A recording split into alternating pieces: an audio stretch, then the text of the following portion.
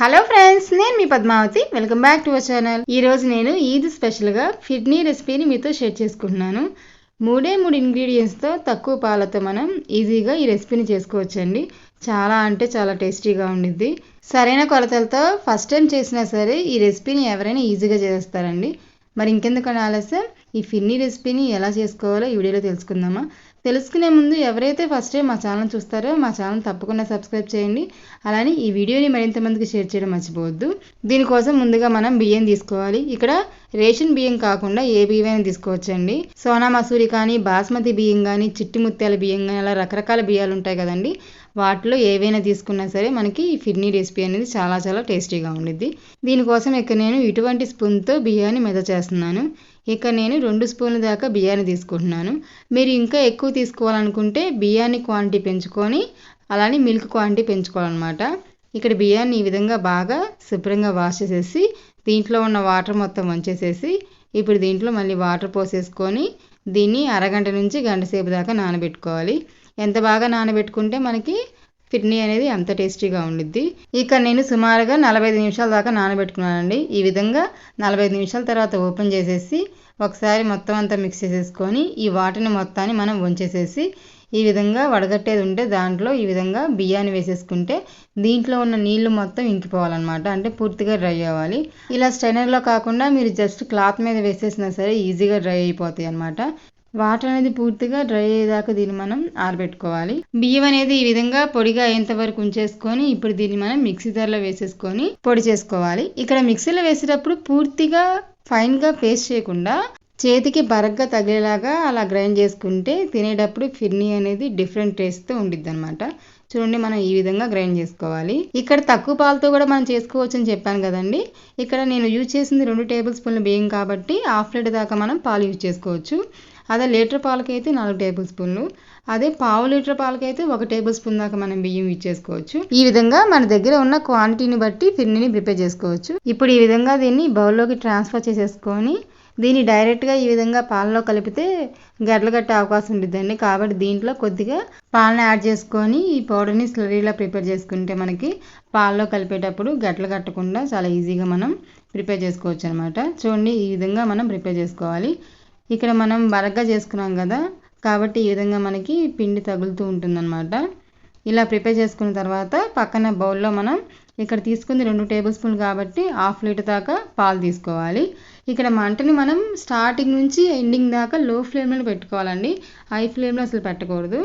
ఈ విధంగా లో ఫ్లేమ్లో పెట్టుకొని దీన్ని ఫస్ట్ ఒక పొంగు రానిచ్చిన తర్వాత కంటిన్యూస్గా దీన్ని మనం తిప్పుతూనే ఉండాలి. మధ్యలో అసలు బ్రేక్ అనేది ఉండకూడదు అనమాట.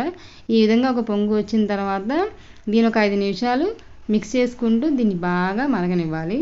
ఈ విధంగా లో ఫ్లేమ్లో ఒక 5 నిమిషాలు బాగా మరగనిచ్చిన తర్వాత ముందుగానే మనం ప్రిపేర్ చేసుకున్న స్లరీ ఉంది కదండి, దాన్ని ఒకసారి మళ్ళీ మిక్స్ చేసేసుకొని ఈ పాలలో యాడ్ చేయాలన్నమాట. ఈ స్లరీ మిక్చర్ యాడ్ చేసిన తర్వాత కంటిన్యూస్గా గ్యాప్ లేకుండా మనం తిప్పుతూ ఉండాలండి. లేకపోతే ఈజీగా అడుగంటుద్ది, అలానే మాడిపోయిద్ది అనమాట. కాబట్టి వేసేసుకొని ఒకేసారి మనం మిక్స్ చేసుకుంటూ ఉండాలన్నమాట. మిల్క్ యొక్క క్వాంటిటీని బట్టి మనకి టైం అనేది డిపెండ్ అవుతుందండి. ఇక నేను తీసుకున్న హాఫ్ లీటర్ కాబట్టి నాకు 20 నుంచి 25 నిమిషాలు టైం పట్టింది అనమాట. అదే మీరు లీటర్ పాలు తీసుకుంటే ఇంకా ఎక్కువ టైం పట్టే అవకాశం ఉండిద్ది. ఇలా మనం ఎంతసేపు ఉడికించుకోవాలంటే ఈ పాలు అనేవి సగం అయ్యేంత వరకు ఉడికించుకోవాలని మనం దీంట్లో యాడ్ చేసిన రైస్ అనేది బాగా సాఫ్ట్గా అయ్యేంత వరకు దీన్ని ఉడికించుకోవాలి. ఇలా మధ్య మధ్యలో మనం చెక్ చేసుకుంటూ ఉండాలన్నమాట. రంజాన్ స్పెషల్ అనే కాదండి, సమ్మర్లో కూడా మనం ఈ విధంగా ప్రిపేర్ చేసుకుంటే ఇది మన బాడీకి కూలింగ్ ఏజెంట్లా పనిచేస్తుంది. అలానే చాలా హెల్తీగా కూడా మనం దీన్ని తినేయచ్చు అనమాట. ఇలా 5 నుంచి 10 నిమిషాలకి మనం చెక్ చేసుకుంటూ ఉండాలి. ఆల్రెడీ దీంట్లో మనం రైస్ యాడ్ చేసాం కదండి, ఇది సాఫ్ట్గా అయ్యేంత వరకు దీన్ని మనం ఉడికించుకోవాలి. అలానే కన్సిస్టెన్సీ కూడా చెక్ చేసుకుంటూ ఉండాలి. మిల్క్ యొక్క క్వాంటిటీ కూడా మనం యాడ్ చేసిన దానికన్నా కొంచెం తగ్గుతూ ఉందండి. ఇలా కంటిన్యూగా మనం మిక్స్ చేసుకుంటూ రైస్ అనేది సాఫ్ట్గా అయ్యేంత వరకు ఉడికించుకోవాలి. ఇక్కడ రైస్ అనేది ఇంకా కొంచెం సాఫ్ట్గా ఉడకాలండి, కాబట్టి ఇంకొంచెం టైం పడుతుంది అనమాట. ఇలా సుమారుగా నాకు అంతా ఉడికేటప్పటికి 25 నుంచి 30 నిమిషాలు టైం పట్టింది. 20 నిమిషాల తర్వాత ఈ స్టేజ్లో పాలు అనేవి కొంచెం చిక్కబడడం స్టార్ట్ అయ్యింది చూడండి. ఈ స్టేజ్లో చిక్కబడిన తర్వాత ఒకసారి మనం రైస్ని కూడా చెక్ చేసుకుంటే అది కూడా చాలా సాఫ్ట్గా ఉడికిపోయింది అనమాట. చూడండి, మనకి ఈ విధంగా చిక్కగా స్టార్ట్ అయిపోతుంది పాలు కూడా. ఇక్కడ మనం ఒకసారి మళ్ళీ అగైన్ చెక్ చేసుకుంటే రైస్ కూడా చక్కగా ఉడికిపోయిద్ది. ఎప్పుడైతే రైస్ అనేది సాఫ్ట్గా కుక్ అవుతుందో అప్పుడు దీంట్లో మన స్వీట్కి తగ్గట్టుగా షుగర్ యాడ్ చేసుకోవాలి. ఇక్కడ నేను సుమారుగా 3 to 4 టేబుల్ స్పూన్ దాకా, అంటే ఒక పావు కప్పు దాకా షుగర్ని యాడ్ చేశాను. ఈ విధంగా యాడ్ చేసుకొని ఒకసారి బాగా మిక్స్ చేసుకొని షుగర్ అనేది పూర్తిగా కరిగేంత వరకు దీన్ని కరిగించుకోవాలి. ఒకసారి క్వాంటిటీ చెక్ చేస్తే చూడండి, చాలా వరకు తగ్గిపోయింది కదా. ఇంకొక 5 నిమిషాల్లో మనకి ఫిర్నీ అనేది రెడీ అయిపోతుంది అనమాట.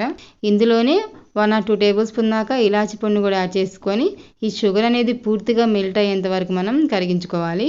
మీ స్వీట్కి తగ్గట్టుగా మీరు షుగర్ యాడ్ చేసుకోవచ్చు.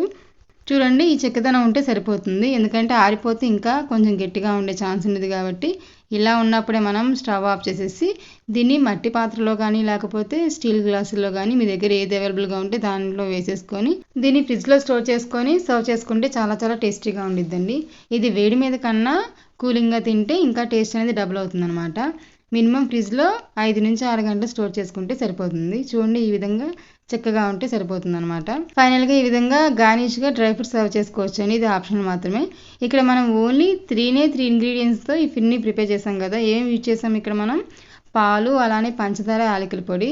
తక్కువ ఖర్చుతో ఎంతో టేస్టీగా మనం ఈ ఫిర్నీని ప్రిపేర్ చేసుకోవచ్చు. ఇలా నేను 5 గంటల తర్వాత ఫ్రిడ్జ్లో నుంచి తీసానండి. చాలా అంటే చాలా టేస్టీగా ఉంది. చూడండి, మనకి గట్టిగా ఉండిద్ది, అలానే నోట్లో పెట్టుకుంటే వెన్నలా కరిగిపోతుంది అనమాట. తినేటప్పుడు డిఫరెంట్ టేస్ట్తో మనం ఎంజాయ్ చేస్తూ తింటాం అనమాట. తప్పకుండా ఈ రంజాన్ స్పెషల్గా ఈ ఫిర్నీ ప్రిపేర్ చేస్తారు కదా, ప్రిపేర్ చేసి ఎలా ఉందో నాకు కామెంట్ రూపంలో తెలియజేయండి. ఫస్ట్ టైం చేసినా పర్ఫెక్ట్గా చేసి ఈ ఫిర్నీ రెసిపీని మీరు కూడా ట్రై చేయండి. ట్రై చేసి ఎలా ఉందో మా కామెంట్ రూపంలో తెలియజేయండి. మరిన్ని వీడియోస్ కోసం మా ఛానల్ని తప్పకుండా సబ్స్క్రైబ్ చేయడం మర్చిపోవద్దు. ఈ వీడియోని మరింత మందికి షేర్ చేయడం వల్ల మా వీడియో అనేది వైరల్ అవుతుంది. ఈ వీడియో మీకు నచ్చితే లైక్ చేయండి, షేర్ చేయండి, కామెంట్ చేయండి, సబ్స్క్రైబ్ చేసి పక్కనే ఉన్న బెల్ ఐకాన్ మీద క్లిక్ చేసి అనే ఆప్షన్ ఎంచుకోండి. అలానే ఈ వీడియోని మీ ఫ్రెండ్స్కి, రిలేటివ్స్కి షేర్ చేసి మా ఛానల్ సబ్స్క్రైబ్ చేసుకోమని చెప్పండి. ఈ వీడియోని ఎక్కడ స్కిప్ చేయకుండా చూసినందుకు ధన్యవాదాలు. Thanks for watching.